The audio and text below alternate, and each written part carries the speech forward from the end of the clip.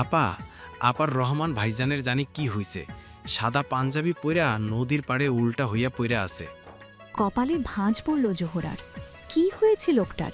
এখানে না এসে নদীর পাড়ে কি করছে? দূর চিন্তারা হানা দিল জোহরার কোমল মনে। ভাইকে কোল থেকে সরিয়ে জায়নামাজ থেকে উঠে পড়ল সে। পরনের বেনারসিখানা দুহাতে ধরে ছুটল। জোহরা নিজের ঘর থেকে ছুটে সামনের বারান্দায় আসতেই তার মা তাকে ধরে ফেলল, কর্কশ কণ্ঠে বাধা দিলে। মায়ের হাত ছাড়িয়ে সে চলে গেল।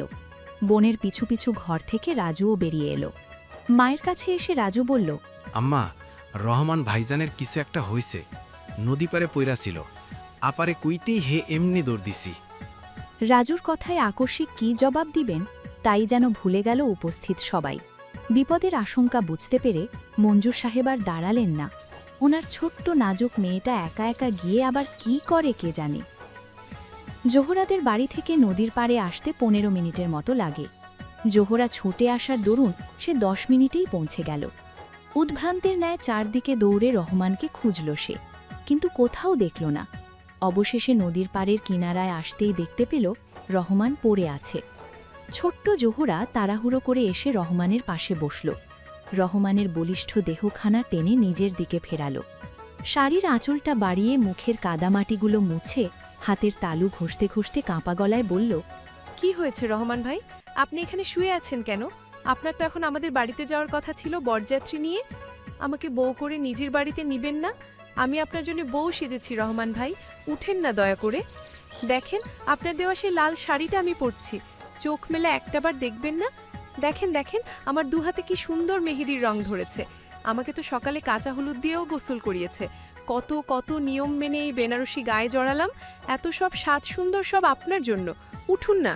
কি গো, এই লোক, আপনি কানে শুনেন না? আমি পাগল হয়ে যাব। কিন্তু আফসোস, এত আর্তনাদের একটা শব্দও পৌঁছল না রহমানের কানে। না শুনল তার চতুর্দশীর করা কান্নার শব্দ। ততক্ষণে জোহরার মা বাবা সহ কিছু আত্মীয় স্বজন এসে দাঁড়াল তার পাশে।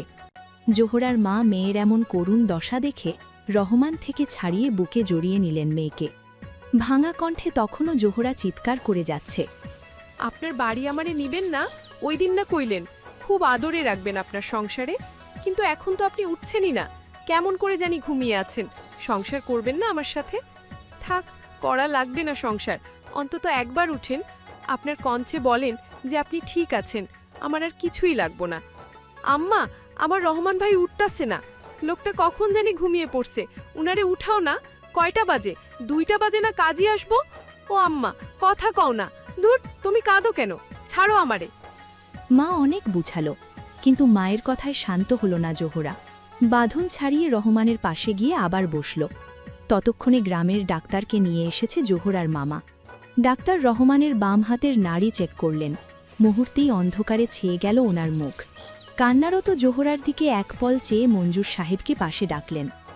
কান্না থামিয়ে চুপ হয়ে গেল জোহরা। কান খাড়া করে শুনল ডাক্তারের বলা কথাগুলো। ছেলেটা আর নেই মঞ্জুর সাহেব। ডাক্তারের কথায় দুপা পিছিয়ে গেলেন মঞ্জুর সাহেব। ওনার মেয়ের এমন কপাল হতে পারে না। ডাক্তারের কোথাও ভুল হচ্ছে। নিজেকে সামলে তিনি বললেন, আপনি ভালো করে দেখেন ডাক্তার, আপনি তো রহমানকে দেখেনই নাই। আমি ছেলেটার নাড়ি দেখেছি, বেঁচে নেই। ডাক্তারের কথা শুনে উন্মাদনা বাড়ল জোহরার। রহমানের বুকে মাথা দিয়ে আঘাত করে বলল সে, ও আল্লাহ, ও আল্লাহ, আমি তো আপনার কাছেই মোনাজাত ধরছিলাম। তবে তবে আমার মোনাজাতে কি ভুল ছিল? আপনি তো দয়াময়, একটু ভুল ক্ষমা করে দিলে কি হইতো? শিউলি ধরে ফেলল তাকে। মুখে আঁচল গুজে বলল পৃথিবীর সবচেয়ে কঠিন কথাখানা, লাশের শরীরে ব্যথা লাগবে জোহরা। লাশ শব্দটা শুনতেই চুপ হয়ে গেল জোহরা। আর এক ফোঁটা পানিও গড়াল না তার চোখ থেকে। চুপ করে তাকিয়ে রইল শুভ্র পাঞ্জাবি গায়ে জড়ানো পাষাণ পুরুষটার মুখ পানে। শেষবারের মতো অবলোকন করে নিল মুখশ্রীখানা। ওই পারে তো আর দেখা হবে না। জোহরা তো কিছুই হয় না মানুষটার। তাহলে কোন সূত্রেই ওদের দেখা হবে? কাঁদতে কাঁদতে বয়সের ছাপে মিয়ে যাওয়া চোখজোড়া ফুলে উঠেছে জোহরার। সুন্দর মুখের সবটা জুড়ে শতদিনের জমানো নীল বেদনার ছাপ স্পষ্ট। আফরিনের হাত খামচে ধরল জোহরা। হাতটা কপালে ঠেকিয়ে কেমন কঞ্চে তিনি বললেন, ওই দিন কত করে বললাম আপা, ওই দিন কত করে বললাম। উঠল না রহমান ভাই, উঠল না। আমার সাথে বেইমানি করেছিল। শরীরে বেনারসি, হাত ভরা লাল চুড়ি, নাকফুল সব পরিয়েছিল। ওগুলো আবার ঘণ্টাখানেক পরেই সব খুলে নিয়েছিল। তার নামে কবুল না করেই আমার থেকে আমাকে কেড়ে নিয়েছিল। হাত পা ভর্তি রং মাখিয়ে আমার সব রং নিয়ে পালিয়ে গিয়েছিল। আমি তারে মাপ করব না, আমি মাপ করব না। সে তো সব রং নিয়ে চলে গেল, অথচ আমার মনে আজও সেই রঙের ছিটে রয়ে গেছে। আমি ভুলতে পারছি না। আব্বা কেন আগে মোড়লের ছেলের সাথে আমার বিয়ে ঠিক করতে গিয়েছিল, আবার ভাঙতেই বা কেন গিয়েছিল? ওই ক্ষোভের কারণেই তো ওরা শেষ করে দিয়েছিল আমার রহমানকে। ওনাদের কারণেই আমার স্বপ্নের সংসার আমার হয়েও হলো না। টেবিলে মাথা ঠেকিয়ে হাউমাউ করে কেঁদে উঠলেন জহুরা। জহুরার যেন মনে হলো জড়ো দেওয়াল আর আসবাবগুলো মুচকি হেসে তাকেই ভৎসনা করে বলছে, মোনাজাতে ভুল থাকলে গন্তব্য মেলে না রে বোকা। মোনাজাত হতে হয় নির্ভুল আর পবিত্র। বোকা তুই জানতিই না তোর মোনাজাতে ভুল ছিল। আফরিনের দু চোখেও পানির অস্তিত্ব প্রবাহমান। কি বলে সান্ত্বনা দিবেন উনি বুঝতে পারছেন না। ভালোবাসা হারানোর কোনো সান্ত্বনা হয় না, মানুষ হারানো শোকের কোনো সান্ত্বনা হয় না। এই শোকের কি কোনো সান্ত্বনা আছে নাকি? স্ত্রীর জানা নেই। যে হারায় সেই কেবল উপলব্ধি করতে পারে। বাকিরা তো বড়জোর মাথায় হাত বুলিয়ে বলতে পারবেন, আল্লাহ তো রহমান ভাইকে জান্নাত নাসিব করুক। কিছু বলতে পারলেন না আফরিন। যাকে জড়িয়ে ধরা ছাড়া কোনো সান্ত্বনা দেবার শব্দ তার কাছে অবশিষ্ট নেই। মাকে এমন করে কাঁদতে দেখে সিঁড়ির কাছে দাঁড়ানো শিমুলের বুকে লেপ্টে থাকা ফুলও শক্ত করে চেপে ধরল শিমুলের পিঠ। কান্না জড়ানো কণ্ঠে শিমুলের উদ্দেশ্যে বলল, আমাকে না পেলে কি আপনিও এমন সারা জীবন কাঁদতেন বুঝি শিমুল ভাই? কি আছে এই ভালোবাসায় যা মানুষকে ভুলতেও দেয় না, ভালো থাকতেও দেয় না? আরও 15 মিনিট আগেই শিমুল আর ফুল নেমে এসেছিল খাবার খেতে, কিন্তু মা আর চাচিকে কথা বলতে দেখে শিমুল ফুলের হাত টেনে থামিয়ে দিয়েছিল। তার পাশেই দাঁড় করিয়ে দিয়েছিল ফুলকে। এতক্ষণ তাদের সব কথোপকথনগুলো শুনেছিল দুজনে। শিমুল শক্ত করে জড়িয়ে ধরল তার ফুল বউকে। লাল হয়ে উঠেছে তার পুরুষালী দু চোখ। সে বেঁচে থাকলে তো এমন করে কাঁদত। সেদিন অনুভব না পিছালে শিমুলের বুলেটে ভরা বন্দুকটার প্রথম গুলিটা নিজের বুকে চালাত শিমুল। ওই দিন বন্দুকটা তার কোমরেই গোজা ছিল। শান্ত গলায় শিমুল শুধালো, প্রেমের আগুন বড্ড ভয়ঙ্কর ফুল, দোয়া কর এই আগুনে যাতে আমাদের কাউকে পড়তে না হয়। সইতে পারবে না তুই। সন্ধে 7টা বাজে। বাইরে মুষলধারে বৃষ্টি হচ্ছে, সাথে শীতল হাওয়া বইছে। কারেন্ট নেই, চলে গেছে 10 মিনিট আগে। ফুলের ভয় করছে দেখে শিমুলও নিচে যেতে পারেনি আইপিএস অন করতে, যার দরুন অন্ধকারে মোমবাতি জ্বালিয়ে বসে আছে তারা। বাড়িতে তারা দুজন ছাড়া কেউই নেই। শাওন, আফরিন, অনু আর জোহরা খানকে নিয়ে ফুলের নানুকে হাসপাতালে দেখতে গেছে। 1 সপ্তাহ ধরে তিনি হাসপাতালে ভর্তি। জোহরা খানকে জানানো হয়েছিল, কিন্তু তিনি রাগে অভিমানে যাননি। আফরিন খান বুঝিয়ে শুনিয়ে আজ নিয়ে গেছেন। দুপুরের খাবার খেয়েই তারা বেরিয়ে পড়েছিল। ফুল যেতে চেয়েছিল, কিন্তু শিমুল বাড়িতে থাকায় আফরিন খান তাকে সাথে নেননি। তাদের সন্ধ্যায় ফেরার কথা থাকলেও বৃষ্টির কারণে হাসপাতালে আটকে গেছে সবাই। কিছুক্ষণ আগেই শাওন তার শিমুলকে ফোন দিয়ে জানিয়েছিল। শিমুল বলেছিল বৃষ্টি কমলেই যাতে ফেরে, যার দরুন অন্ধকারে আচ্ছন্ন হয়ে আছে সারা বাড়ি। জানালার কাছে মুষলধারে বৃষ্টির টুপটাপ শব্দ, বাতাসে মাটির সোঁদা গন্ধ, সব মিলিয়ে গা ছমছমে আবহাওয়া। সোফায় বসে কোলে পপকর্নের বল নিয়ে শিমুল আর ফুল ল্যাপটপে অনুর বিয়ের ভিডিও দেখছে। ভিডিওটা প্রায় শেষের দিকে। টেবিলের ওপর 2টো মোমবাতি জ্বলছে, একটা নিভু নিভু আলো, যখন তখন নিভে যেতে পারে। ভিডিওটা দেখার ফাঁকে হাত বাড়িয়ে ভিডিওটা পজ করল শিমুল। ফুলের দিকে ফিরে কোমল কণ্ঠে বলল, ভালোবাসি তোকে ফুলবো। মৃদুস্বরে শিমুলের বলা কথায় ফুল চোখ তুলে শিমুলের দিকে তাকালো। শিমুলের ওমন নেশাক্ত চোখে বেশিক্ষণ চোখ মেলাতে পারে না ফুল। চোখ নামিয়ে নিল সে। ফুলকে আরেকটু কাছে টেনে নিল শিমুল। বুড়ো আঙুলের দ্বারা চেপে ধরল ফুলের কোমল ওষ্ঠ। শিমুল ফুলের ওষ্ঠে চাপ প্রয়োগ করতেই কিঞ্চিত দেবে গেল ওষ্ঠজোড়া। হঠাৎ শিমুলের এমন অবাধ্য ছোঁয়ায় কেঁপে ওঠে ফুলের ভেতরকার সত্তা। ফুল কাঁপা কাঁপা হাতে চেপে ধরল শিমুলের বুকের টি শার্টের অংশ। শিমুল নিগুড়ো দৃষ্টিতে চেয়ে থেকে বলল, কি বুঝলে বল। কম্পমান ওষ্ঠে ফুল উত্তর দিল, আপনি আমায় ভালোবাসেন? ফিচিল হাসল শিমুল। ফুলের হাত ধরে বলল, বুঝিস ভালোবাসার মানে? জানি না। তবে এতদিন যে ভালোবাসি ভালোবাসি বলে চিৎকার করলে? আমি যাই, কোথায় যাবে? ঘুমোবো। প্রয়োজন নেই, বিকেল অনেক ঘুমিয়েছিস। ফুল ঘুরতেই তাকে কথা বলার সুযোগ না দিয়ে ফুলের ঠোঁট চেপে নিজের ওষ্ঠের দখলে নিয়ে নিল শিমুল। উদ্ভ্রান্তের ন্যায় দু হাতে চেপে ধরল ফুলের কোমর। হাজার চেষ্টা করেও শিমুলের থেকে নিজের ওষ্ঠ ছাড়াতে পারল না ফুল। এক পর্যায়ে ক্লান্ত হয়ে ফুলকে ছেড়ে দিল শিমুল। ফুলের ওষ্ঠ ছেড়ে সোফার সাথে হেলান দিয়ে বসল সে। জোরে জোরে বার কয়েক শ্বাস নিয়ে ফের ছাড়ল। একটু স্থির হয়ে টান দিয়ে ফুলকে নিজের কোলে বসিয়ে দিল শিমুল। হাসকি স্বরে থেমে থেমে ফুলকে বলল, আই নিড ইউ ডেসপারেটলি জান। আমার ভয় করছে শিমুল ভাই। ফুলের কথায় থেমে গেল শিমুল। কোলে বসা বন্ধ চোখের ফুলের দিকে কাতর চোখে তাকালো সে। ভয়ে সিটিয়ে আছে মেয়েটা। তিরতির করে কাঁপছে ফুলের ওষ্ঠজোড়া। কপাল জুড়ে ঘামের ফোঁটা ফোঁটা অস্তিত্ব। শিমুল ছেড়ে দিল ফুলকে। কোল থেকে নামিয়ে পাশে বসিয়ে অন্ধকারের মাঝেই গটগট পায়ে রুম ত্যাগ করল শিমুল। ভয়ার্ত চোখে ফুল তাকিয়ে রইল শিমুলের প্রস্থানের দিকে। কি বলবে সে শিমুলকে? ডাকবে একবার, নাকি চলে যেতে দিবে? কিছুই বলল না ফুল। উঠে পড়ল সোফা ছেড়ে। মোমবাতিটা হাতে নিয়ে ওয়াশরুমে গেল। ফ্রেশ হয়ে বেরিয়ে ঘর থেকে বেরোল সে। বারান্দায় আসতেই ড্রয়িং রুমে দেখল শিমুল দাঁড়িয়ে আছে। কাচুমাচু ফুল ইতস্তত কণ্ঠে শিমুলকে ডাকল, শিমুল ভাই এখানে দাঁড়িয়ে আছেন কেন? কিন্তু শিমুল ফিরে তাকালো না। হতাশ ফুল অন্ধকার হাতরেস সিঁড়ির কাছে আসলো। ধীর পায়ে সিঁড়ি বেয়ে নেমে পড়ল সে। শিমুলের পিছনে এসে দাঁড়ালো ফুল। তবু ফিরে তাকালো না শিমুল। রাগ উঠল ফুলের। সে মানছে তার ভুল, কিন্তু শিমুল ভাই কি জানতে চেয়েছে সে কেন না করেছে? সেটা তো অন্তত জিজ্ঞেস করতে পারত একবার। মাসের বিশেষ সময় চলছে বলেই তো ফুল না করেছে। বিকেলেই বুঝতে পেরেছিল তা, কিন্তু এতে ফুলের কি দোষ? শিমুলকে না বলতেই সে রেগে উঠে চলে এসেছে। ফুল এক হাতে শিমুলের হাতটা টেনে ধরল। কাদো কাদো গলায় ডাকল, কি হয়েছে শুনবেন তো? না শুনেই রেগে গেলেন কেন? ফ্লাওয়ার্স, কে বলল আমি রাগ করেছি? অপরিচিত এক পুরুষালী গম্ভীর কণ্ঠে দুপা পিছিয়ে গেল ফুল। ফুলকে সরতে দেখে লোকটা ফুলের দিকে ঘুরে তাকালো। মানুষটা তাকাতেই ফুল মোমবাতিটা আরেকটু উপরে তুলে ধরল তাকে দেখতে। লম্বা চওড়া গড়নের লোকটার মুখে কালো মাস্ক তারা ঢাকা, চোখে সানগ্লাস। চেহারার কিছুই দেখা যাচ্ছে না, কিন্তু রাতের বেলায় কে সানগ্লাস পরে? মাথায় আসলো না ফুলের। কি হলো ফ্লাওয়ার্স, কথা বলছো না যে? লোকটা ফের প্রশ্ন করতেই উল্টো ঘুরে দৌড়ে দিল ফুল, কিন্তু সে পা চালানোর আগেই লোকটা তার হাত চেপে ধরল। ফুলের হাত থেকে মোমবাতিটা ফ্লোরে পড়ে নিভে গেল। সেই সুযোগে লোকটা টেনে এনে ফুলকে চেপে ধরল নিজের বলিষ্ঠ বুকের সাথে।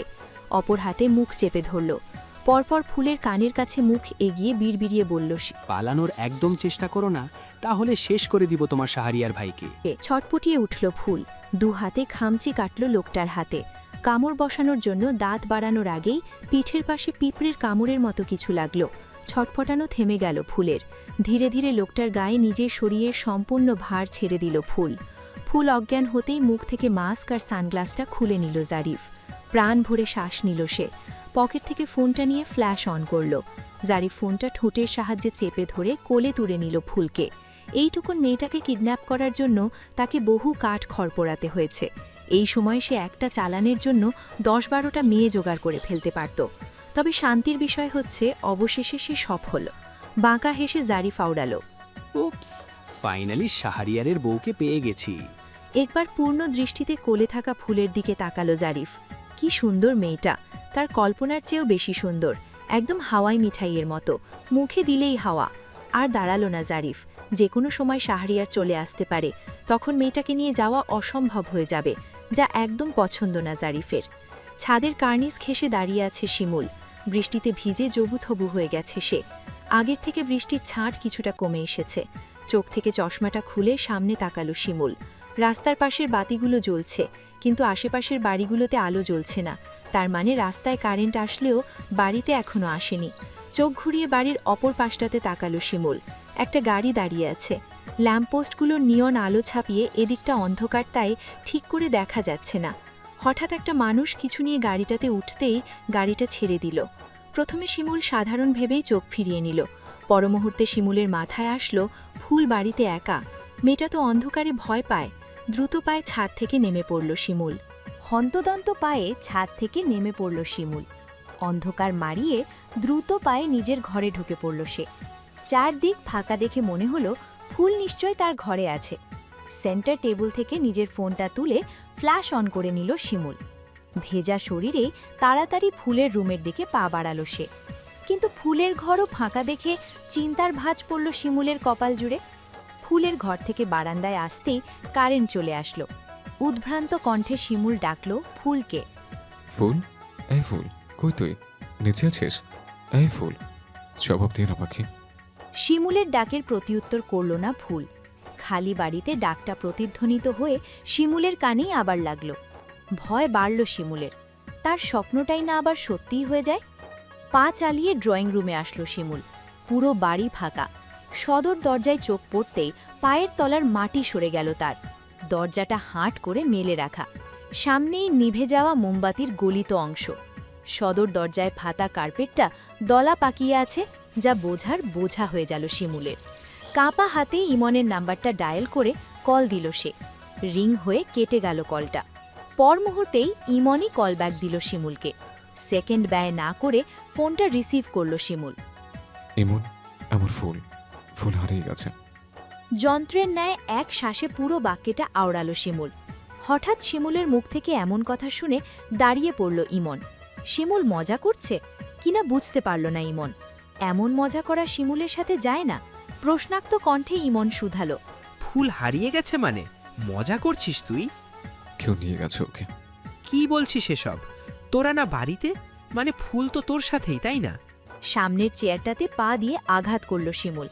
অপরাধী কণ্ঠে বলল, আমার ভুলের কারণেও হারিয়েছে। আমি ওকে একা রেখে ছাদে গিয়েছিলাম। মানে কি ভাই? জানি না। দু আঙুলের সাহায্যে কপাল চেপে ধরল শিমুল। ভাবুক কণ্ঠে ফের বলল, তুই কোথায় আছিস? হলে চট্টগ্রাম যাব। আমি আধ ঘন্টার মধ্যে বাস ধরছি। তারপর? বাকিটা পরে দেখা যাবে। কল রেখে দিল শিমুল। ঠান্ডা মাথায় সবটা আগে ভাবতে হবে তাকে।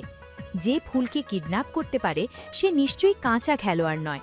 তার একটা ভুল পদক্ষেপে ফুলের বিপদ বাড়বে, ভুই কমবে না। লম্বা পদক্ষেপে নিজের ঘরে ফিরল শিমুল।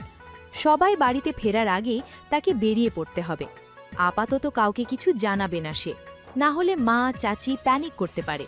তখন পরিস্থিতি নিয়ন্ত্রণের বাইরে চলে যাবে শিমুলের, সবটা ঘেঁটে যাবে। হাইওয়ে রোড ধরে দ্রুত গতিতে চলছে একটা কালো মার্সিডিজ। রাতের শহরের রাস্তা জুড়ে হাওয়ার বেগে চলা গাড়িটার কালো কাঁচের জানলাগুলো বন্ধ। ভেতরের সবকিছুই অস্পষ্ট। সামনের সিটে বসে ড্রাইভ করছে ইলহান, পেছনে ফুল আর জারিফ। জারিফ সিটের সাথে ঢেল দিয়ে ফোন স্ক্রল করছে। সিটের মধ্যে তার উরুর ওপর মাথা রেখে শুইয়ে রেখেছে ফুলকে। ইনজেকশনের প্রভাবে মেয়েটা এখনও অবচেতন হয়ে আছে। ফোন স্ক্রল করার ফাঁকে ফাঁকে চিলের ন্যায় বার কয়েক জারিফ ফুলকে পরখ করল। দেখা শেষে মিনমিনে সুরে জারিফ শুধালো, আমার মেয়েদের প্রতি কোনো ইন্টারেস্ট না থাকলেও তোমাকে কেন যেন খুব গভীরভাবে ছুঁয়ে দিতে ইচ্ছে করছে, যেই ছোঁয়াতে ক্ষতবিক্ষত হবে তোমার নাজুক দেহ আর তোমার শাহরিয়ারের হৃদয়। কুটিল হাসল জারিফ। তার হাসির সাথে হেসে উঠল তার সবুজ মনির চোখ দুটো। জারিফের এই স্নিগ্ধ হাসি দেখে বোঝার উপায় নেই যে এমন সুন্দর হাসির মানুষের হৃদয় জুড়ে কেবলই অন্ধকারের রাজত্ব আর কুৎসিত ভাবনার উৎপত্তিস্থল। ইলহান ঘাড় বাঁকিয়ে অচেতন ফুলের দিকে তাকালো। মেয়েটার ভাগ্য নিয়ে পরিহাস করতে ইচ্ছে হচ্ছে ইলহানের। জারিফের হাতে পড়া মানেই ধ্বংস। যেই ছেলে জারিফের ডেরার খবর জেনে এতগুলো মেয়েকে বাঁচালো, এত এত অস্ত্র জব্দ করল, তার সামনে থেকে তারই ওয়াইফকে জারিফ তুলে নিয়ে আসলো। কিন্তু বোকা ছেলেটা বুঝতেও পারল না। দীর্ঘ শ্বাস ছাড়ল ইলহান। মেয়েটাকে দেখে তার রাইমার কথা মনে পড়ছে। এতটাই তো ছিল তখন রাইমা, যখন জানোয়ারগুলো তার ছোট্ট বোনটাকে শেষ করে দিয়েছিল। সেদিন ইলহান আরেকটু সচেতন হলে এত তাড়াতাড়ি রাইমাকে হারাতে হতো না। সেও শাহরিয়ারের মতোই ভুল করেছিল। যদিও তার এই প্রফেশনের বয়স কদিন পর 6 বছরে পৌঁছবে, তাই এসব আবেগ ইলহানের সাথে যায় না। জারিফের শত শত নোংরা কাজের সাক্ষী সে। তার নিজের 2 হাতেও রক্তের গন্ধ লেগে আছে। আরেকবার লুকিং গ্লাসে তাকিয়ে চোখ ফিরিয়ে নিল ইলহান। সবেই হাসপাতাল থেকে ফিরেছে শাওনরা। ওদের গাড়িটা খান বাড়ির মূল ফটক পেরোতেই দারোয়ান হাশেম এসে দাঁড়ালো গাড়ির সামনে। শাওন ব্রেক কষতেই দারোয়ান হাশেম তার দিকে বাড়ির চাবিটা বাড়িয়ে দিয়ে বলল, শিমুল ভাই আর ফুলাপা চট্টগ্রাম গেছেন, বাড়ির চাবিটা আমারে দিয়ে আপনাগরে দিয়ে দিতে কইছিল। হাশেমের কথার মানে বুঝল না শাওন। হঠাৎ করে শিমুল ফুলকে নিয়ে চট্টগ্রাম যাবে কেন? মাথায় আসলো না শাওনের। অবাক চোখে হাশেম থেকে চাবিটা নিয়ে নিল শাওন। কৌতূহলী কণ্ঠে হাশেমকে শুধালো, আর কিছু বলেছিল শিমুল? না, এটাই কইছিল। আচ্ছা যাও তুমি। গেটটা কি লাগাই দিব ভাই? দাও। হাশেম আর শাওনের কথাগুলো মনোযোগ সহকারে শুনলেন আফরিন আর জোহরা খান। জোহরা সব শুনেও না শোনার ভান ধরে ক্লান্ত শরীরটা সিটে এলিয়ে দিলেন। মেয়েটা সুখে থাকলেই শান্তি। এইটুকু বয়সে তো আর উনি কম অবহেলা করেনি তাকে। নিজের কষ্টের রাগ জেদগুলো বাপ মেয়ের উপর ফলাতেন। সত্যি বলতে মুরতাহা খান কিছুই জানতেন না জোহরার অতীতের সম্পর্কে। পারিবারিকভাবে বিয়েটা হওয়ায় মুরতাহ সব কিছু বাবা মায়ের ওপর চাপিয়ে দিয়েছিলেন। সেনাবাহিনী হওয়ার দরুন বিয়েতেও বেশি দিন ছুটি পাননি তিনি। এক জীবন দেশের জন্য করে গেলেন মানুষটা। রাতের শেষ ভাগ, কিছুক্ষণ পরেই ফজরের আজান পড়বে। বুঝে আসা ঝাপসা চোখে চোখ মেলে চারপাশে অবলোকন করল ফুল। মাঝারি ধাঁচের একটা রুমের বিছানায় শুয়ে আছে সে। মাথার ওপর মৃদু ঘূর্ণিতে সিলিং ফ্যান ঘুরছে। পা থেকে কোমর পর্যন্ত কালো কম্পোটার দিয়ে মোড়ানো। উঠতে নিল ফুল, কিন্তু পারল না। সারা রাতের জার্নিতে পুরো শরীর ব্যথার স্তূপ হয়ে আছে। বহু কষ্টে বেড কাভার খামচে শরীর নাড়িয়ে উঠে বসল সে। ফুল বিছানায় উঠে বসতেই বারান্দা থেকে শব্দ তুলে হেঁটে ঘরে আসলো লম্বা চওড়া একটা লোক। শুভ্র আলোয় স্পষ্ট বিদ্যমান মানুষটার মুখের আদল। ফুলের মনে হলো আরেকটু লম্বা হলেই বোধহয় দরজার চৌকাঠটা লোকটার মাথায় ঠেকত।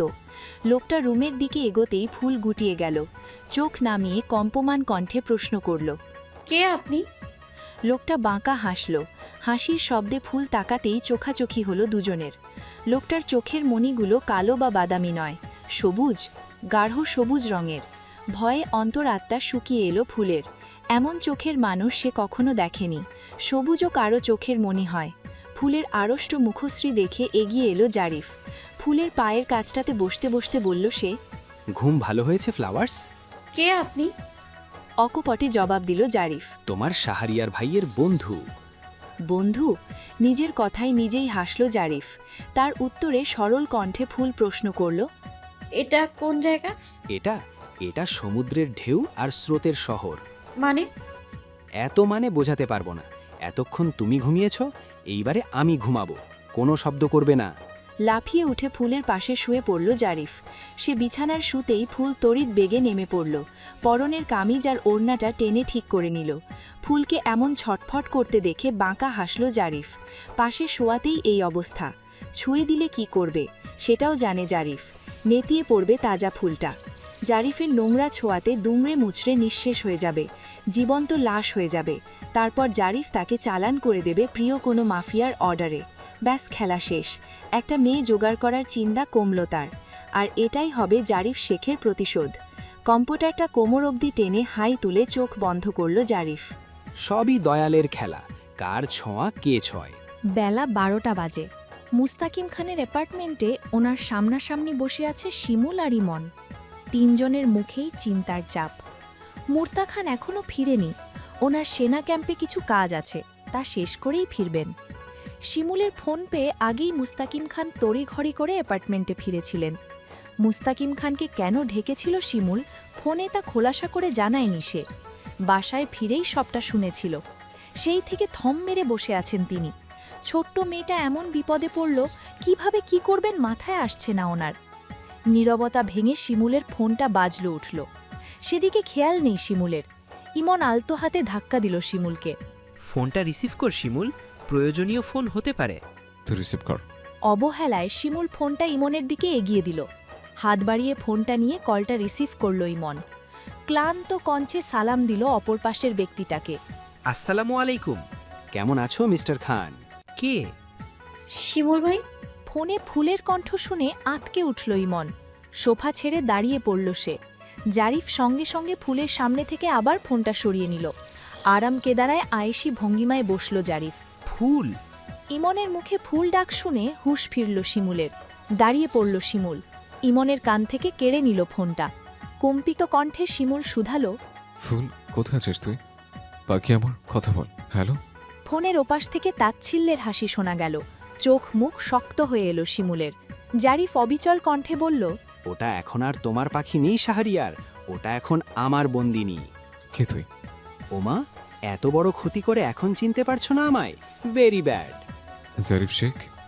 তুমি আসলেই ব্রিলিয়েন্ট শাহরিয়ার, বিপদেও ভালোই মাথা কাজ করছে। বাহ! ফুল কোথায়? জারিফ ফ্যাঁসে হেসে বলল। কি করবে তোমার ফুলকে, না ফেলে?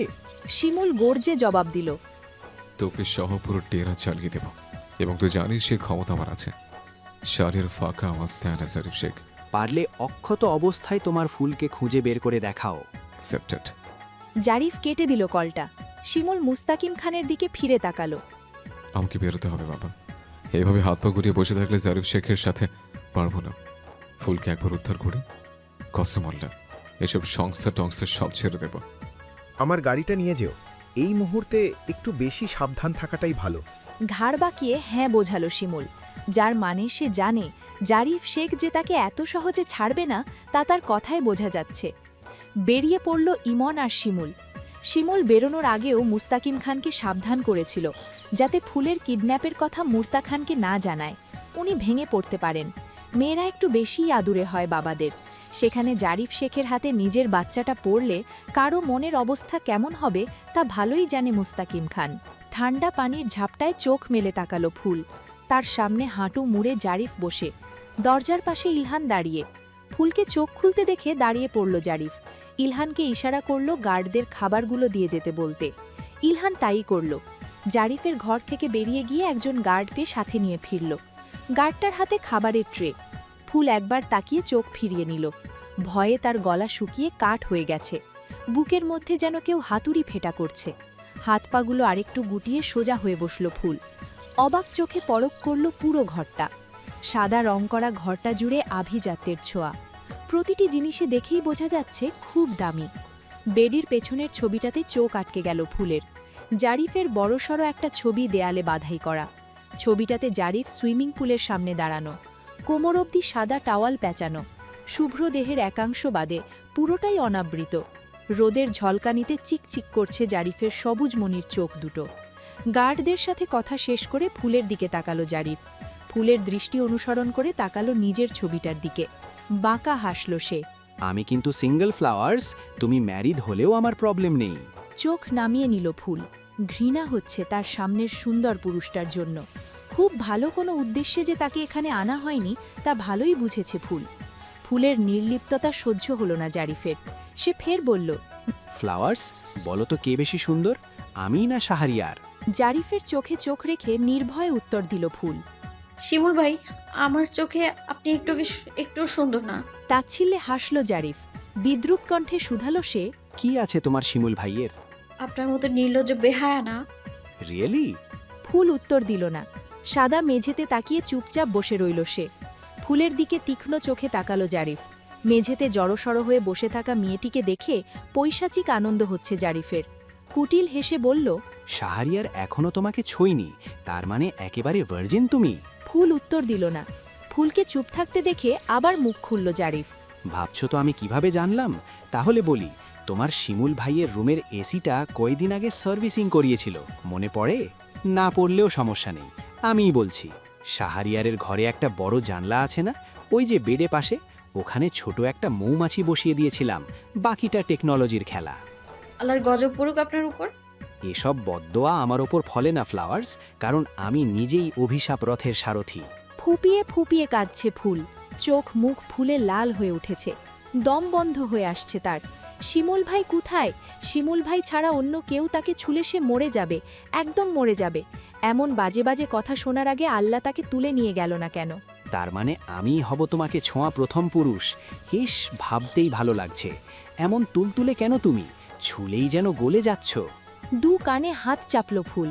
উদ্ভ্রান্তের ন্যায় চিৎকার করে বলল সে, আল্লাহর বস্তে থামুন দয়া করে, আমার ভালো লাগছে না। আপনার কথাগুলো সীসা হয়ে লাগছে আমার কানে। আমার কিন্তু দারুণ লাগছে।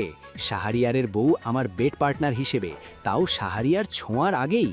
উপস, ছেলেটা খুব কষ্ট পাবে। ইস, বয়স কম কিন্তু ব্রেন দ্রুত চলে লাভই হলো কি?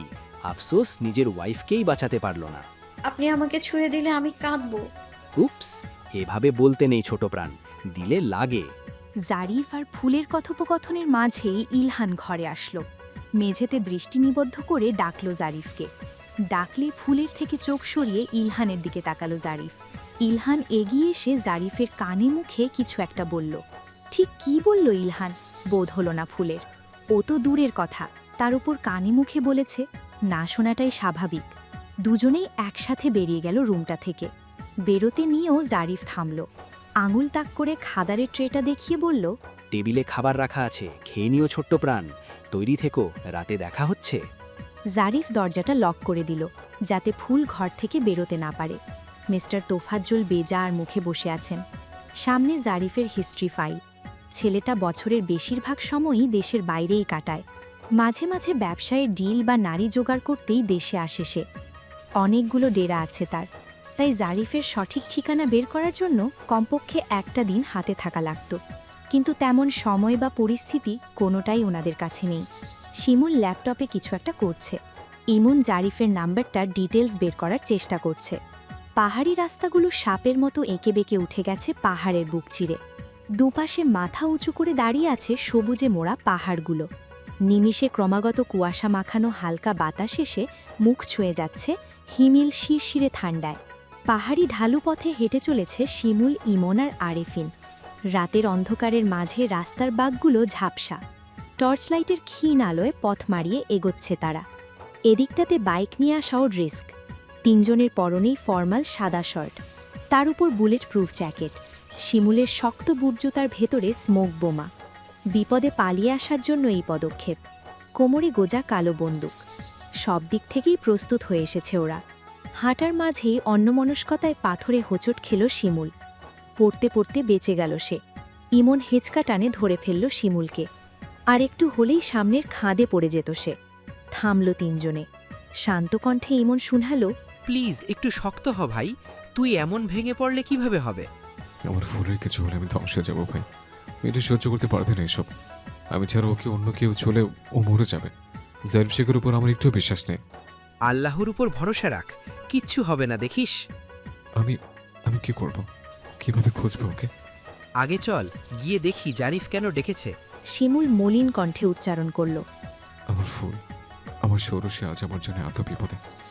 আরেফিন পিছিয়ে এলো। শিমুল আর ইমনকে তীক্ষ্ণ চোখে পরখ করে নিম্ন কণ্ঠে শুধালো, স্যার, আর দেরি করলে আমাদের ফিরতে আবার বিপদ হতে পারে। পাহাড়ি রাস্তায় পদে পদে বিপদ। সাই দিল ইমন। তার মধ্যে জারিফ শেখ ডেকেছে তাদের। জীবন নিয়ে ফিরতে পারবে কিনা সন্দেহ। মিস্টার তোফাজ্জল প্রশাসনকে জানানোর প্রস্তাব রেখেছিলেন, কিন্তু শিমুল নাকচ করে দিয়েছিল।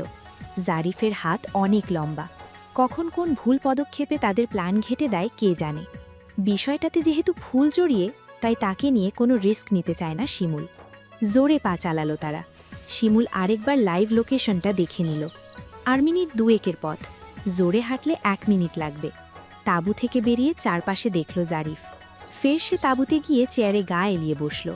ফর্মাল সাদা শর্টটার ওপরের দুটো বোতাম খুলে ফেলল জারিফ। বোতাম দুটো খুলতেই দৃশ্যমান হল শক্তপোক্ত ফর্সা বুকখানা। পাশেই দাঁড়ানো ইলহান। বিরক্তি ভঙ্গিমায় হাতঘড়ি দেখল জারিফ। আর কতক্ষণ অপেক্ষা করতে হবে ইলহান? শাহরিয়ারকে কল দাও, আমার ছোট প্রাণটা আমার জন্য অপেক্ষা করছে যে। ইলহান কল দিল শিমুলের নাম্বারে। রিংয়ের শব্দটা আশপাশ থেকে এলো। পেছনে ফিরে তাকালো ইলহান। শিমুল, ইমন আর আরিফিন দাঁড়িয়ে। গলা খেঁকিয়ে জারিফকে ডাকল ইলহান। চোখের ওপর থেকে হাত সরিয়ে সোজা হয়ে বসল জারিফ। শার্টের কলারটা টেনে সোজা করে নিল। তারপর মিষ্টি কণ্ঠে শুধালো সে, ওয়েলকাম শাহরিয়ার খান। কি জন্য ডেকেছিস? খানেদের আচরণে এত অধঃপতন তুই তোকারি করে তারা। কুকুরের সাথে এর থেকে ভালোভাবে খানটা কথা বলে না। বলতে পারিস রুচিতে বাঁধে। শিমুলের কথায় চেয়ার থেকে উঠে পড়ল জারিফ। জুতোর শব্দ তুলে এসে দাঁড়ালো শিমুলের মুখোমুখি। লম্বায় দুজনেই সমান সমান, তবে শিমুলের মাথাটা একটু উপরে। জারিফ পা থেকে মাথা অবধি একবার চোখ বুলিয়ে দেখল শিমুলকে। দেখতে শুনতে ভালোই। শ্যাম সুন্দর, মেধাবী স্টুডেন্ট। একই সাথে ভদ্র পরিবারের একটা ছেলে। সামনে উজ্জ্বল ভবিষ্যৎ ছিল। কিন্তু জারিফ শেখের পেছনে পড়ে সবটা নিজের হাতে শেষ করে দিল ছেলেটা। বাঁকা হাসল জারিফ। সুরেলা কণ্ঠে বলল, কিন্তু তাদের বউদের রক্ষিতা করে রাখার ক্ষমতা একমাত্রই কুকুরদেরই। মুহূর্তেই রাগ চড়ে বসল শিমুলের মাথায়। হিতাহিত জ্ঞান শূন্য হয়ে সে ঘুষি বসালো জারিফের নাক বরাবর। শিমুলের বলিষ্ঠ হাতের থাবায় 2 পা পিছিয়ে গেল জারিফ। নাকে হাত দিতেই দেখল রক্ত বেরোচ্ছে। নিজেকে সামলে নিয়ে জারিফ বলল, এর ফল তোমার ফ্লাওয়ার্স ভোগ করবে শাহরিয়ার। আমার নোংরা স্পর্শে ছিন্ন বিচ্ছিন্ন করে দিব মেয়েটাকে। শিমুলের বুকে হাত দিয়েছিস তুই, তোর কলিজা ব্যস্ত রাখে কিভাবে? জারিফ শেখের আস্তানায় এসে তাকেই ভয় দেখাচ্ছ শাহরিয়ার? ভয় দেখাচ্ছিস না? চ্যালেঞ্জ দিলাম।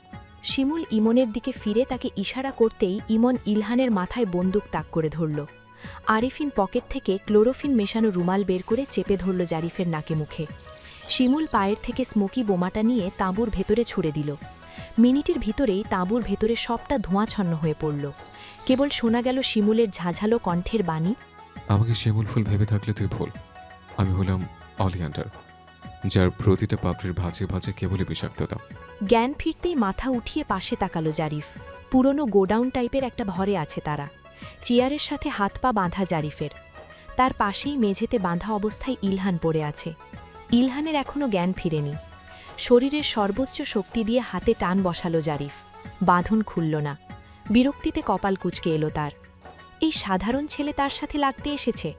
কতটা জানে এই ছেলে জারিফ শেখের ব্যাপারে। ওর পুরো গোষ্ঠী গুম করার ক্ষমতা জারিফ শেখের আছে। ফের চেষ্টা করল জারিফ, কিন্তু কিছুতেই বাঁধনগুলো আলগা হচ্ছে না, 1 ইঞ্চিও না। এমন মাছের মতো লাফালাফি করলে বাঁধন খুলে যাবে না। জাইলন ফাইবার দিয়ে বেঁধেছি তোমায়। রশিটা কিন্তু তোমার ডেরা থেকে এনেছে। আপেলে কামড় বসিয়ে শিমুল শুধালো। শিমুলের কণ্ঠ পেয়ে সামনে তাকালো জারিফ। একটুও বিচলিত না হয়ে সে বলল, ইচ্ছে করে সাপের গর্তে হাত পুড়ছ শাহরিয়ার। সর্পের বিষাক্ত ছবলে তুমি নীল হবে। বেশি দেরি নেই, ছেড়ে দাও আমাদের, কোনো ফয়দা হবে না। ফুল কোথায় বলে দাও, এখন ছেড়ে দেবো তোমায়। না হলে তোমার হিমছড়ি আর খাগড়াছড়ি ডেরা দুটো ইনফরমেশন সেনাবাহিনীর হাতে পৌঁছে যাবে। পূর্ণ দৃষ্টিতে শিমুলকে পরখ করল জারিফ। ছেলেটার বুদ্ধি দেখে সে বারবার অবাক হচ্ছে। ইন্টেলিজেন্স, আমার সাথে হাত মেলাও শাহরিয়ার, কোনো কিছুর অভাব থাকবে না জীবনে। প্রয়োজন নেই, আপাতত একটা ফুলের অভাব। ফুলের খোঁজ দাও। ভুলে যাও ওকে। আমার মনে ধরেছে ছোট প্রাণকে। বিনিময়ে যা চাইবে তাই পাবে। ফুলের বিনিময় কেবল ফুলে। আশা ছেড়ে দাও। শিমুলের পাশে ইমন এসে দাঁড়ালো, হাতে একটা পানির বোতল। কিঞ্চিত এগিয়ে ইলহানের মুখে পানির ঝাপটা দিল ইমন। পিটপিট করে চোখ খুলে তাকালো ইলহান। চারপাশে তাকিয়ে পরিস্থিতি বোঝার চেষ্টা করল সে। বলল, তারা কোথায়? ইলহানের করা প্রশ্নের উত্তর জারিফের আগেই শিমুল দিল। তোমার বস নিজেও জানে না আমার ওয়াইফ কোথায়, বলো ইলহান। শিমুলের প্রশ্নে জারিফের দিকে চাইল ইলহান। জারিফ কিছুই বলল না। তোমাকে কিছু জিজ্ঞেস করেছে? বাঁকা কণ্ঠে ইলহান উত্তর দিল। সে বলবে না। ইলহানের মুখে না শুনেই রেগে গেল শিমুল। রিভলভারটা বের করে ঠেকালো ইলহানের কপালে। পরপর রাগী কণ্ঠে হুঙ্কার দিল সে। শুট করব? রিভলভারে সাইলেন্সার ফিট করা আছে, চালিয়ে দিয়ে একটা গুলি। কেউ জানবে না তোমার মৃত্যুর কথা। বলছি আগে রিভলভার নামাও। রিভলভারটা একটুও সরালো না শিমুল। আগের জায়গায় রেখে ট্রিগরে আঙ্গুল রাখল। চোখ বড় বড় করে তাকালো ইলহান। গর্জে উঠল জারিফ। ইলহান, মুখ খুললে তোমাকে শেষ করে দিব ইলহান। বসে চট্টগ্রাম শহরে যে অ্যাপার্টমেন্টটা আছে ওটাতেই মেয়েটাকে রেখে এসেছে। বাস্টার্ড, তোমাকে আমি পুঁতে ফেলবো ইলহান। আগে নেচে বেঁচে থাকো, তারপর অন্য কাউকে পুতো। ইমন, চল। শিমুল আর ইমন বেরিয়ে গেল গোডাউন থেকে। যাওয়ার আগে তালা বন্ধ করে গেল জারিফ আর ইলহানকে। রাতের নির্জনতা চাপিয়ে রাস্তা দিয়ে তীক্ষ্ণ গতিতে চলছে দুটো বাইক। তার পেছনে একটা প্রাইভেট কার। বাইক দুটোতে শিমুল আর ইমন, কারে আরিফিন। ইমনের পাশাপাশি বাইক রাইড করার মাঝেই বাইকের স্পিড বাড়ালো শিমুল। মুহূর্তেই ইমনকে রেখে সামনে এগিয়ে গেল সে। শিমুলের বাইকের স্পিড দেখে ভয় লাগলো ইমনের। হাইওয়ে রোডে এত স্পিড থাকলে যে কোনো সময় বাইকের চাকা ক্র্যাশ করে অ্যাক্সিডেন্ট হতে পারে। শিমুলের উদ্দেশ্যে ইমন চিৎকার করে বলল স্পিড কমাতে। শিমুল শুনেও শুনল না, বরং স্পিড আরও বাড়ল তার বাইকের। একে একে কয়েকটা গাড়ি টপকে সে সামনে চলে গেল শিমুল। উপায়ন্তর না পেয়ে নিজের বাইকের স্পিড বাড়িয়ে শিমুল পাশ ধরল ইমন। শিমুলের মনের ভেতর যে ঝড় বয়ে যাচ্ছে তা সে জানে। ভালোবাসার মানুষ পেয়ে হারানোর মতো বিভৎস কষ্ট দ্বিতীয় কিছুতে নেই। প্রেমের আগুন পুরো রাজ্যে জ্বালিয়ে দেওয়ার ক্ষমতা রাখে। সেখানে জারিফের মতো পশুর কাছে নিজের ভালোবাসার মানুষ থাকলে চিন্তার আন্ত থাকার কথা না। পরপর মিনমিনে কণ্ঠে শিমুল বলল, একবার দেখাতে ফুল, আমার তোকে এখনো ভালোবাসি বলা বাকি। আমার এক জীবন চলা বাকি তোর সাথে। এত ভালোবাসা বাকি, তোর জীবনের সকল অপূর্ণতা গুটিয়ে দেওয়া বাকি। এবারে তোকে একা রেখে কোথাও যাব না, কসম বললেন। এসব গোয়েন্দা সংস্থা সব ছেড়ে দেব। পরে শেষে ছোট একটা জব করে ডাল ভাত খাবো। তবু তুই আমার হয়ে থাকিস। গভীর রাত, ঘড়ির কাঁটায় 12টা ফেরিয়েছে। শিমুল আর ইমন মিনিট 10 আগেই জারিফের অ্যাপার্টমেন্টের নিচে এসে উপস্থিত হয়েছিল। কেউ একজনের জন্য অপেক্ষা করছে দুজনে। এদিকটাতে অত মানুষজন নেই বললেই চলে। অন্ধকারে ঢেকে আছে। কালো পোশাকধারী একজন গার্ড এসে দাঁড়ালো শিমুলদের সামনে। লোকটা এসেই হাতের চাবিটা এগিয়ে দিল শিমুলের দিকে। বসের অ্যাপার্টমেন্টের চাবি। আধুনিক লক থাকার কারণে তালা ভাঙাটা কঠিন হতে পারে স্যার। হাত বাড়িয়ে চাবিটা নিয়ে পকেটে পুরল শিমুল। ভাবুক কণ্ঠে গার্ডটার উদ্দেশ্যে বলল, আমরা একটু পরে আসছি, তুই মাস্কটা পরে কাজ করো। জিনিসগুলো এনেছেন স্যার? ইমন পাশ থেকে মাঝারি সাইজের একটা স্প্রে এগিয়ে দিল গার্ডটার দিকে। পরপর নির্দেশনাও বলে দিল, চিন্তা করো না, স্প্রে করলে শুধু অজ্ঞান হবে। মেডিসিনের প্রভাবে আধা ঘন্টা থেকে 40 মিনিটের মতো অজ্ঞান থাকতে পারে। গার্ডটা চলে গেল স্প্রেটা নিয়ে। ইমন গিয়ে আবার বসে পড়ল গাছের ছোট্ট গুড়িটাতে। শান্ত পরিবেশটাতে বিচ্ছিরি শব্দ করে বেজে উঠল শিমুলের ফোনটা। পকেট থেকে ফোনটা নিয়ে ফোনের স্ক্রিনে চোখ বোলালো সে। শাওন কল দিয়েছে। রিসিভ করল শিমুল। নিজেকে স্বাভাবিক রেখে সালাম দিল শিমুল। আসসালামু আলাইকুম ভাইয়া। ওয়ালাইকুম সালাম। কেমন আছিস? যাওয়ার পর থেকে তো আর কল দেওয়ার প্রয়োজন বোধ করিসনি। আলহামদুলিল্লাহ। আব্বুর থেকে খবর নিয়েছিলাম তোমাদের। সারাদিন বাইরে ছিলাম, তাই কল দিতে পারিনি। তুমি কেমন আছো? আলহামদুলিল্লাহ, ভালো। আচ্ছা, ফুল কোথায় রে শিমুল? শাওনের কণ্ঠে কিঞ্চিত ভড়কালো শিমুল। গলা খ্যাঁকারি দিয়ে শিমুল প্রশ্ন করল। শাওনের কথা শেষ না হতেই ওর কান থেকে ফোনটা টেনে নিল আফরিন খান। আজ 3-4 দিন ধরে ছেলেমেয়ে দুটোর সাথে কথা হচ্ছে না ওনার। ফোন কানে চেপে অমায়িক হেসে কিছু সময় কথা বললে। দীর্ঘশ্বাস ছাড়ল শিমুল। ফুল কেমন আছে সে জানে না। তার দায়িত্ব ছিল মেয়েটা, কিন্তু আফসোস সে সামলাতে পারল না। মায়ের সাথে মিথ্যে বলতে পারবে না সে। গলা কাঁপছে। হতে পারে এখুনি মা বলল ফুলকে ফোন দিতে।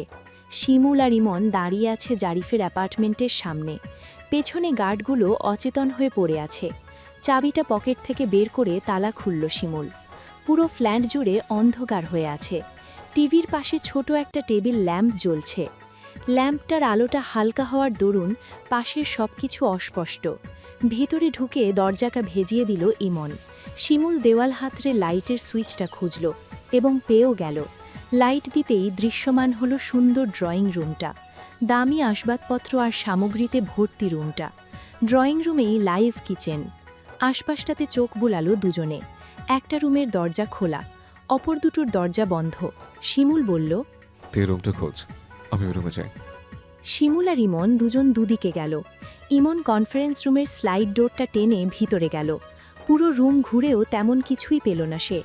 বড় টেবিলখানা জুড়ে শুধু 2খানা পানির বোতল আর একটা ফুলের টব। কনফারেন্স রুম থেকে বেরিয়ে শিমুলের পাশে এসে দাঁড়ালো ইমন। শিমুল এখনও জারিফের বেডরুমের লকটা খুলতে পারছে না। আরও 2বার চেষ্টা করতেই লকটা খুলে গেল। দাঁড়িয়ে পড়ল শিমুল। দরজার হ্যান্ডেলে চাপ দিতেই খুলে গেল তা। মেঝেতে হাঁটু গেড়ে বসে আছে ফুল। কেউ দরজা খুলতেই অশ্রু চোখে মাথা উঁচিয়ে চাইল সে। শিমুল দাঁড়িয়ে আছে, তার শিমুল ভাই। বিভ্রম ভেবে চোখে হাত চেপে কেঁদে উঠল ফুল। আমি জানি শিমুল ভাই, আপনি আমার কল্পনা ছাড়া কিছুই না। আমি আর পারছি না এই জাহান্নামে থাকতে। ফুলের চাপা কণ্ঠের আর্তনাদে মৃদু কেঁপে উঠল শিমুল। তার বুক কাঁপছে। ইচ্ছে করছে ছুটে গিয়ে মেয়েটাকে বুকে জড়িয়ে ধরতে, একেবারে বলিষ্ঠ বুক গহ্বরে লুকিয়ে ফেলতে। কিন্তু শিমুলের পা কাঁপছে। বহু কষ্টে এগিয়ে গেল সে। ফুলের উদ্দেশ্যে 2 হাত দুদিকে বাড়িয়ে শুধালো, আমি এসেছি ভালোবাসা। আমি তোর ভ্রম না, সত্যি আমি এসেছি ফুল। দেখ, জড়িয়ে ধরবি না আমায়। এই সরসী, ধরে নি, শুনছিস না আমার কথা? আমার আসতে দেরি হয় কি খুব অভিমান করেছিস? ঝাপসা চোখে আবার শিমুলের দিকে তাকালো ফুল। ফুলের দুর্বল শরীর দেখে শিমুল নিজেই এগিয়ে এলো। হাঁটু গেড়ে বসল ফুলের পাশে। শিমুল বসতেই উদ্ভ্রান্তের ন্যায় ফুল জাপটে ধরল তাকে। শক্ত করে খামচে ধরল শিমুলের পিঠের কালো শার্টটা। ফুল ব্যর্থ প্রয়াস চালালো শিমুলের বুকের ভেতর ঢুকে যাওয়ার, কিন্তু পারল না। কান্নামাখা কণ্ঠে সে বলল, আপনি আসতে এত দেরি করেছেন কেন শিমুল ভাই? ওই জানোয়ারটা কত কত বাজে কথা বলেছে আমায়, আপনি জানেন? ওই শয়তানটা আমাকে ছুবে পর্যন্ত বলেছিল। আপনি তো জানেন আমি আপনার ছোঁয়ার আপনি ছাড়া আর কাউকে সহ্য করতে পারবো না, আমি শেষ হয়ে। বাকি কথা শেষ করতে পারল না ফুল। শিমুলের বুক থেকে মুখ তুলে হাঁপুরের মতো করে শ্বাস নিল সে। কথাগুলো গুলিয়ে যাচ্ছে। শিমুল শব্দ করে চুমু খেল ফুলের কপালে। কপালে ছড়িয়ে থাকা আলুথালু চুলগুলো দু হাতে সরিয়ে ফুলকে আবার বুকে জড়িয়ে নিল শিমুল। পরপর আদর মাখানো কণ্ঠে সে বলল, আর কেউ তোর ক্ষতি করতে পারবে না জান। সব খারাপ থেকে দূরে সরিয়ে রাখবো তোকে, একদম বুকে রেখে পালবো। শিমুল থামল। ফের ফুলের কানের কাছে মুখ নিয়ে শুধালো, মাঝে মাঝে বেডে রেখে আদর করবো, চলবে তো? লজ্জায় মিয়ে গেল ফুল। রাগে ছোট ছোট চিমটি কাটল শিমুলের পিঠে। ফিচেল হাসল শিমুল। ফুল সাবধানী কণ্ঠে বলল, এবার কিন্তু কামড় দেব। ফুলের বাচ্চামো মাখা কথায় শব্দ করে হেসে উঠল শিমুল। ওকে ম্যাম, আপনাদেরও কামড়ও সই। ওদের হাসির শব্দে ড্রয়িং রুম থেকে জারিফের বেডরুমে আসলো ইমন। সাবধানী কণ্ঠে বলল সে, ফুল ঠিক আছে তো শিমুল? তাহলে এবার আমাদের বেরোতে হবে, গার্ডরা যে কোনো মুহূর্তে উঠে পড়তে পারে। শিমুল উঠে হাঁটা দিল ইমনের সাথে। একটু এগিয়ে আবার দাঁড়ালো শিমুল। পেছন ফিরে ফুলের দিকে তাকালো সে। মেয়েটা এখনও আগের জায়গায় দাঁড়িয়ে আছে। শিমুল দুপা পিছিয়ে এসে ফুলের সামনে দাঁড়ালো। জিজ্ঞাসু দৃষ্টিতে চেয়ে শুধালো, হারছিস না কেন? এখানে থাকার প্ল্যান করছিস নাকি? আমার মোটেও ইচ্ছে নেই এখানে থাকার। ওই আসলে। কি আসলে নকলে করছিস? কি বলতে চাইছিস সেটা বল। ফুল আর শিমুলের কথা শুনে ইমনও দাঁড়িয়ে পড়ল। কিন্তু ফুলকে অস্বস্তি বোধ করতে দেখে সে বলল, শিমুল তুই আর ফুল আস, আমি এগোচ্ছি। ইমন চলে যেতেই ফুল শিমুলের পাশে এসে দাঁড়ালো। শিমুলের হাতটা টেনে কানে মুখে কিছু একটা বলল। ফুলের দিকে তাকিয়ে বাঁকা হাসল শিমুল। শিমুলকে হাসতে দেখে আড়ষ্টতায় জড়িয়ে এলো ফুলের ছোট্ট কায়া। হাসি থামিয়ে শিমুল আদুরে কণ্ঠে শুধালো, ও হে প্রণয়নী, আমি থাকতে আবার তোমাকে হাঁটতে হবে কেন? আসো, কোলে তুলে নেই। শিমুল হাত বাড়িয়ে ফুলকে কোলে তুলে নিল। ফুল চেপে ধরল শিমুলের কাঁধ। শিমুল বাইকের পাশে এসে কোল থেকে নামিয়ে দিল ফুলকে। ধীর পায়ে ফুল সরে দাঁড়িয়ে পরনের পোশাকটা ঠিক করে দাঁড়ালো। শিমুল হাতে হেলমেট নিতে গিয়েও থেমে গেল। জিজ্ঞাসু কণ্ঠে বলল, বাইকে যাবে নাকি কারে? ফুল একটু এগিয়ে কারের দিকে তাকালো। আরিফিন কারের সাথে দাঁড়িয়ে আছে। ফের পিছনে এসে বলল, বাইকে। ভয় পাবি না তো? না। ওকে, এদিকে আয়, হেলমেটটা পরিয়ে দিই। ফুল মাথাটা এগিয়ে দিল। শিমুল যত্ন সহকারে হেলমেটটা পরিয়ে গ্লাসটা উঠিয়ে টোকা দিল ফুলের কপালে। মিষ্টি হেসে শুধালো, বোকা ফুল। শিমুল বাইকে উঠে বসতেই ফুল শিমুলের ঘাড়ে হাত চেপে পেছনে উঠে বসল। শিমুলের থেকে কিঞ্চিত দূরত্ব রেখেই সে বসল। ফুলের এমন দূরত্ব ঘুচিয়ে বসার কারণ বুঝল না শিমুল। সে অনুসন্ধানী চোখে পরখ করল ফুলের কাজটা। তার মাথায় আসলো না এমন করার কারণ কি। বিরক্তিতে ভ্রু কুঁচকে শিমুল জিজ্ঞেস করল, গাবা চেয়ে বসছিস যে? আমি কি তোর পরপুরুষ হই? আরেকটু পেছনে চাপল ফুল। জামাটা নিজের কোলের দিকে টেনে নিয়ে বলল, আপনার পোশাকে নোংরা লেগে যাবে। ফুলের কথায় টনক নড়ল শিমুলের। বুঝল কি কারণে মেয়েটা গা বাঁচিয়ে বসছে। তাহলে জড়িয়ে ধরেছিলে কেন? কোলে তো উঠলে। আমতা আমতা করে এদিক ওদিক মুখ ঘোরালো ফুল। সে শিমুল ভাইকে বোঝাতে পারবে না। শিমুল বাইক স্টার্ট দিয়ে ফের জিজ্ঞেস করল, জড়িয়ে ধরবি নাকি ফেলে দেব? ভয় আর লজ্জায় আরেকটু মিয়ে গেল ফুল। শিমুল বাইকের স্পিড বাড়ালো। রাতের ফাঁকা রাস্তার ঠান্ডা বাতাসটা ফুলের মেরুদণ্ড ছুঁয়ে দিল। শির দ্বারা বেয়ে নেমে গেল ঠান্ডা বাতাসের স্রোত। ভয় আর সংকোচে তড়িঘড়ি করে সে জড়িয়ে ধরল শিমুলের মেদহীন পেট। মুচকি হাসল শিমুল। ফের নেশাক্ত কণ্ঠে সে শুধালো, আমার একটা গান গাইতে ইচ্ছে করছে ফুল। কি গান? শিমুল গলা ঝেড়ে এক হাতে বাইকের হ্যান্ডেলবারটা ধরল শক্ত হাতে। অপর হাতে নিজের পেটের উপর রাখা ফুলের হাত জোড়া ধরল। পরপর পুরুষালী গালা ধারল শিমুল। এসেছি তোকে নিয়ে ফিরবো বলে, মনেরই পথ চিনে আয় না চলে, তোর ছেড়ে যার বুকে চারে না,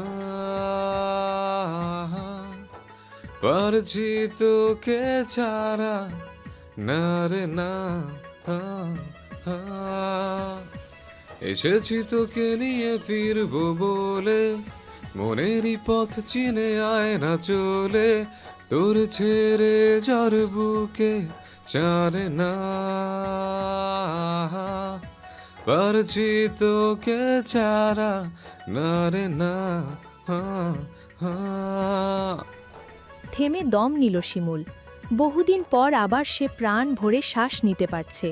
এতদিন শ্বাসটা গলার কাছে আটকে থাকত। পানি খাবার কিছুই গলা দিয়ে নামত না। বুকের বাম পাশটা শূন্য শূন্য ঠেকত। সব থেকেও যেন তার কিছুই ছিল না।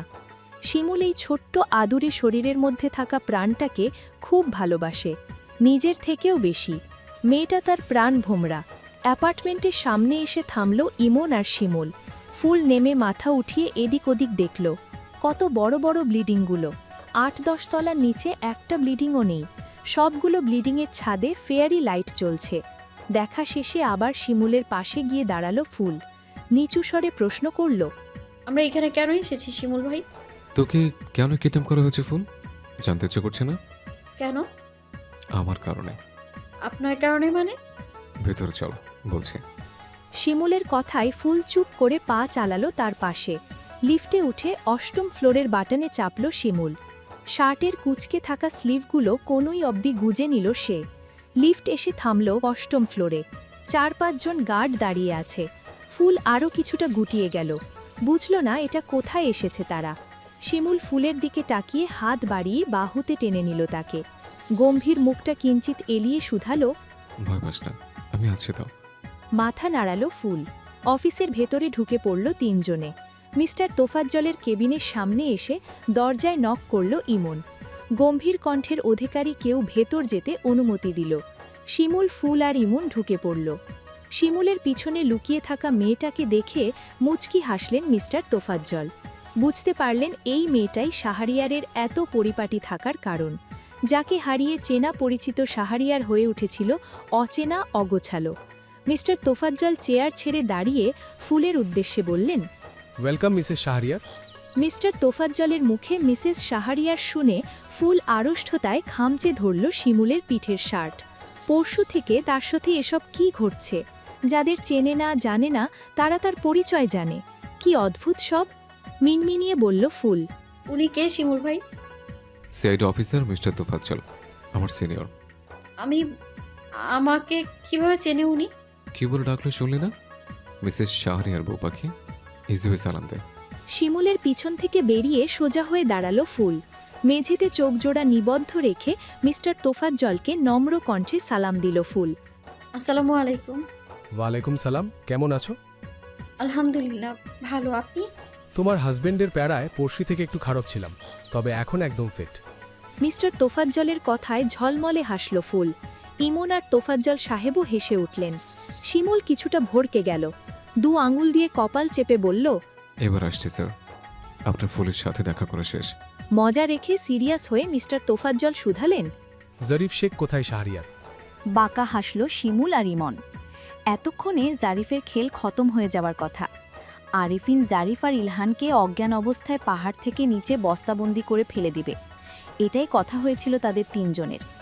শিমুলের বুকে হাত দিয়েছিল জারিফ, কিন্তু সে জানত না হাত সহ পুরো জারিফকে গিলে ফেলার ক্ষমতা শিমুলের আছে। এতক্ষণে ফেলা দেওয়াও শেষ বোধ হয়। ইমন উত্তর দিল, জারিফ শেখ পালিয়ে গেছে। মিস্টার তোফাজ্জলের হাস্যরস মুখটা নিমিষেই পানসে হয়ে উঠল। এইবারের মতো তারা জারিফ শেখকে ধরতে পারল না। জারিফ শেখকে সেনাবাহিনীর আন্ডারে ট্রান্সফার করতে পারলে আর একটু নাম ছড়াতো ওনার সংস্থার, কিন্তু আফসোস তেমন কোনো লাভই হলো না। শিমুলের রুমের প্রতিটা জিনিস অবাক চোখে অবলোকন করছে ফুল। তার শিমুল ভাই এতটা গোছানো, সে তো বিছানাটা টান টান করে রাখতেই ক্লান্ত হয়ে পড়ে। সব জিনিস দেখতে দেখতে ফুলের চোখ গিয়ে আটকালো বেডসাইড টেবিলে। তার আর শিমুলের একটা কাপল ছবি ফ্রেম বাঁধাই করা। এই ছবিটা অনুর বিয়ের সময় সবাই একসাথে তুলেছিল, কিন্তু শিমুল শুধু ফুল আর তার ছবিটা ফ্রেম বাঁধিয়েছে। ছবিটাতে ফুল লাল কাতান শাড়ি পরা, মাথায় খোপা করে রজনীগন্ধার গোলাপের সংমিশ্রণে গাজরা, আর শিমুল পরনে হলুদ পাঞ্জাবি, চোখে নিত্যদিনের সঙ্গী পাওয়ারি চশমাটা।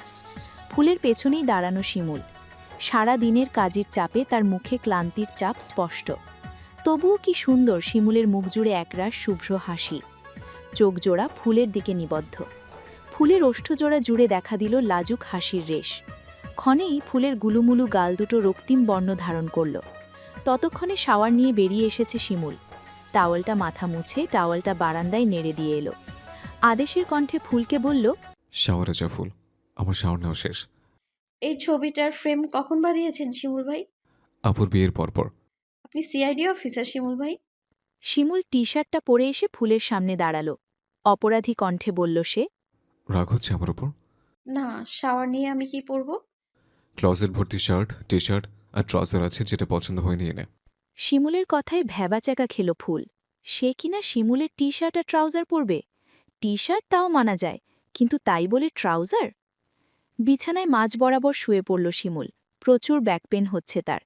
৩-৪ দিনের ছুটোছুটিতে পুরো শরীর ব্যথা হয়ে গেছে। দুহা তাড়াতাড়িভাবে মাথার নিচে দিয়ে শিমুল বলল, নয়, হ্যাঁ, আজ রাতের মধ্যে কিছু একটা পরো না, কাল বাকিটা ব্যবস্থা করে দিব না, ওকে? টি শার্ট না হয় পরলাম, কিন্তু ট্রাউজার? ফুলের প্রশ্নে কিছুক্ষণ নীরব থেকে কিছু একটা ভাবল শিমুল।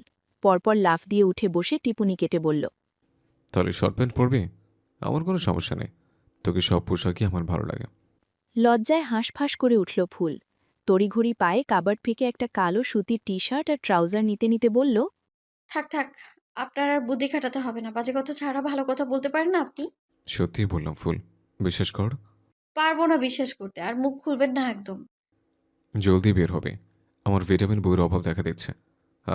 বুকে ব্যথা করছে। দিন দিন অসভ্য হচ্ছেন আপনি, জানেন? ফের শুয়ে পড়ল শিমুল। ডোন্ট কেয়ার ভাব নিয়ে বলল সে, সভ্য পুরুষের বউ থাকে না জান, অন্য পুরুষের সাথে পরকীয়া করে, পালায়। আর আমি বেঁচে থাকতে তা কিভাবে হতে দেই? আফটার অল, আমার কোনো দুর্বলতা নেই। সদ্য শাওয়ার নিয়ে বেরিয়েছে ফুল। লজ্জার ভয়ে শরীর কুপকাপ হয়ে আছে তার। পরনে শিমুলের কালো টি শার্ট আর ছাই রঙা ট্রাউজার। টি শার্টটা কোমর ছাড়িয়ে গেছে, ট্রাউজারটা পায়ের কাছে গুটিয়ে নিয়েছে ফুল। মাথায় টাওয়াল পাচানো।